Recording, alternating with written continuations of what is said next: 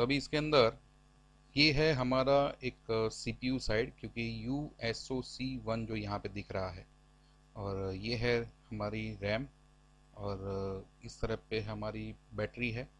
तो एक यहाँ पे हम लोगों ने जो बोर्ड देखा, इसको अगर हमें फ्लिप करना है तो हमारे पास में यहाँ पे ऑप्शन है व्यू में फ्लिप बोर्ड।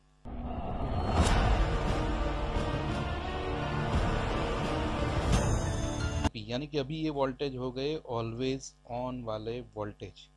तो आपको इन दोनों 3.3 वोल्टेज को अलग अलग समझना है। ये वोल्टेज जो है वो हमारे मेन आउटपुट SMPS वाले है, और ये जो है वो लीनियर है, यानी कि LDO है, 3 वोल्ट VLP। तो पहले VLP बनता है, VLP बनने के बाद में IO की ओर आता है। IO उसमें से EC ऑन सिग्नल जनरेट करता है, जो जाता है EC ऑन में एक रजिस्टर के द्वारा बन जाता है वो 3 वोल्ट 5 वोल्ट एनेबल। और 3 वोल्ट 5 वोल्ट एनेबल बनने के बाद में इस IC को कमांड दी जाती है कि वो 3 वोल्ट को आउट करना स्टार्ट करे। तो ये 3 वोल्ट यहाँ से आउट होना स्टार्ट हुए, और ये वोल्टेज बहुत सारी जगह पे जाएंगे। हमारे मदरबोर्ड के अंदर तकरीबन समझो इस तरह से है कि सभी तरह की कंट्रोलर में और बहुत सारी जगह पे ये 3 वोल्ट जाने वाले हैं। लेकिन IO में वो कहाँ पे जाते हैं, हम लोग इसके बारे में देख लेते हैं। तो ये 3 वोल्ट VLP जाते हैं हमारी IO की पिन नंबर 22, 23, 36 और 125। अभी इस IO को समझ में आ गया है, और IO को ये वोल्टेज सप्लाई मिल गई है, यानी कि ये सर्किट सही तरीके से काम करती है।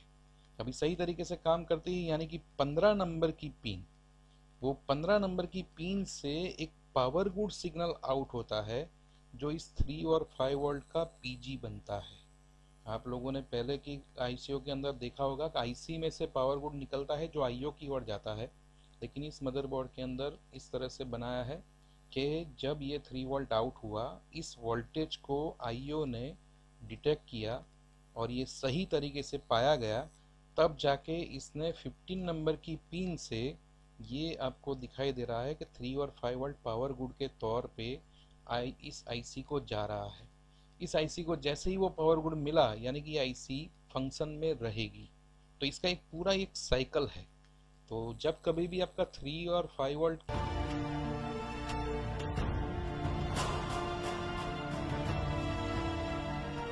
है, इस मॉसफेट के ऊपर हम लगातार 5 वोल्ट का सप्लाई गेट के द्वारा दे रहे हैं, जिसके कारण ये 5 volt drain to source ground हो जा रहा है। अगर मैं यहाँ पे 0 वोल्ट दे दूँ, यानी कि इस सूचपी को मैं बंद कर दूँ, तो ये सूचपी और ये सूचपी दोनों एक ही है लाइन। तो इस सूचपी को मैं बंद कर दूँ और इस सूचपी को भी मैं अगर बंद कर देता हूँ, तो होगा ये कि 5 वोल्ट की लाइन जो है उसके लिए रास्ता ये बंद हो जाएगा और ये सप्लाई चला जाएगा इस तरफ। तो हम इसको देखते हैं, ये मैंने बंद कर दिया दोनों सप्लाई। अभी ये वोल्टेज देखिए, 1 वोल्ट यहाँ पे है, यहाँ पे 5 वोल्ट है, ये सूचपी और ये सूचपी पे मैंने वोल्टेज देना बंद कर दिया। अभी उसके लिए जाने का रास्ता एक ही बचता है, यहाँ से होते हुए यहाँ पे। और जैसे ही इसके गेट को वोल्टेज मिले, ये 1 वोल्ट जो है वो ड्राइव होना स्टार्ट हुआ और 1 वोल्ट की ओर जाएगा। ये लाइन यहाँ पे नीचे आई, लेकिन यहाँ पे देखिए मॉसफेट ओपन है, यानी कि ड्रेन टू सोर्स वोल्टेज नहीं जाएंगे, क्योंकि हम लोगों ने इसका गेट को बंद कर दिया। तो इसके लिए भी यही रास्ता वापस बचता है 1 वोल्ट VS के लिए। तो इस तरह से हम लोगों ने इस सूचपी को बंद करके हमने इस सर्किट को चालू किया। लेकिन अभी हम हमारे क्वेश्चन के ऊपर वापस आते हैं कि जब हमने पावर ऑन बटन प्रेस ही नहीं किया है, तो ये वोल्टेज यहाँ पे बंद कैसे हुए और पहले वो कैसे चालू थे। तो उसके लिए मुझे आपको एक अलग सर्किट बतानी पड़ेगी, सूचपी हैज वाली। आपको ये चैप्टर स्टार्ट करने से पहले मैंने पहले ही बता दिया कि सूचपी हैज कुछ सर्किटों के लिए एनेबल बनता है नेगेटिव के तौर पे, और कुछ सर्किटों के लिए पॉजिटिव बनता है एज ए पॉजिटिव सिग्नल। तो मैं आपको उसके लिए एक दूसरी स्लाइड बताता हूं, जिसके अंदर आपको क्लियर होगा कि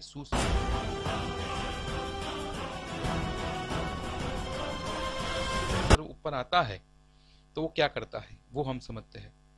तो अगर इसको G क्लॉक में दिया गया, तो ये G क्लॉक PCH 25 मेगाहर्ट्ज का क्रिस्टल से 25 मेगाहर्ट्ज की फ्रीक्वेंसी आउट करेगी।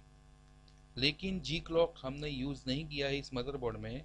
तो इसका काम CPU के अंदर किस तरह से है कि सीपीयू को जैसे ही 1.05 वोल्ट मिले तो सीपीयू के बाजू में मैंने आपको फोटो में बताया 25 मेगाहर्ट्ज का क्रिस्टल है जो हमारे पीसीएच, और ये गया एक लोड स्विच के ऊपर। अभी लोड स्विच एक कंसेप्ट, नया कंसेप्ट है। इस कंसेप्ट में इस तरह से है कि लोड स्विच दो मॉसफेटों से बनती है। इसके अंदर दो मॉसफेट होते हैं जो ड्राइव करवाते हैं इसके गेटों से, इसके गेट के ऊपर स्विच देने से वो ड्राइव करते हैं ड्रेन टू सोर्स वोल्टेज। तो यहाँ पे आप देख सकते हो 1.35 वोल्ट इस लोड स्विच के एक तरफ पे यहाँ पे दिया है। तो ये है 7 और 6 नंबर की पिन, जहाँ पे आपको 1.35 वोल्ट दिया है लेकिन वो आउट नहीं होंगे।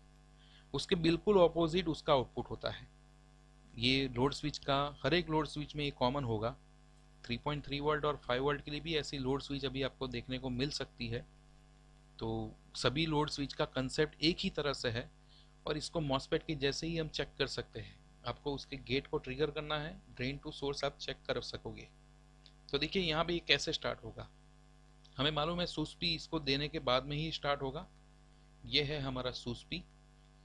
वहाँ पे 1.35 वोल्ट हमने कब के जनरेट करके इस लोड स्विच के ऊपर दे दिए हैं, लेकिन आउटपुट में अभी नहीं जा रहे हैं। जैसे ही सूसपी ऑन होगा तो ये सूसपी ऑन होके इस 1.35 वोल्ट को ऑन करेगा और ये 1.35 वोल्ट ऑन होके जाएंगे रैम में। सेम वे ये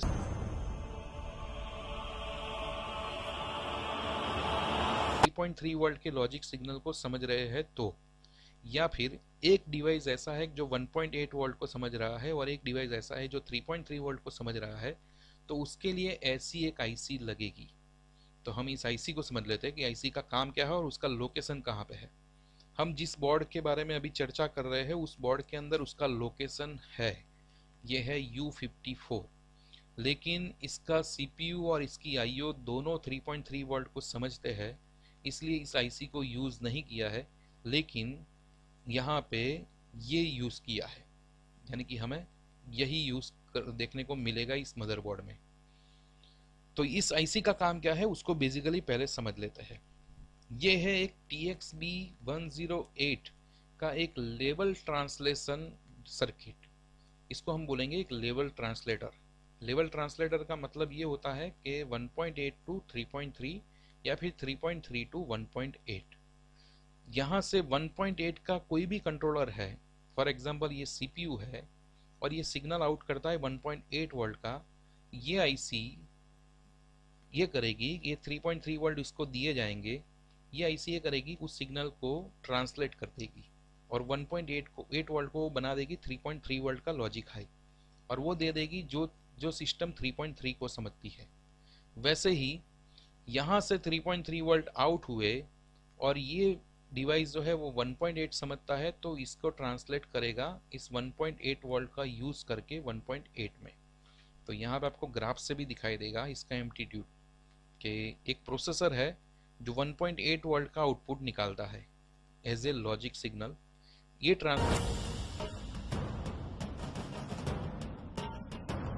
और यहाँ पे DDR पावर ओके, क्योंकि हमने देखा था कि एक गेट आईसी थी, उस गेट आईसी को PMC वाले वोल्टेज दे के उसके अंदर से आउटपुट निकालते हैं DDR कोर पावर ओके। तो ये DDR पावर ओके के लिए U55 करके एक 5 लेग की आपको आईसी दिखेगी। तो इसके ऊपर से एक गेट आईसी है ये, तो इसके ऊपर से आपको DDR power core power okay का सिग्नल चेक कर सकते हैं। 34 के बाद में आपका जो लास्ट सिग्नल जो था कि जो CPU में से PLT रीसेट बनता था, एक मैंने बताया था एक आईसी होगा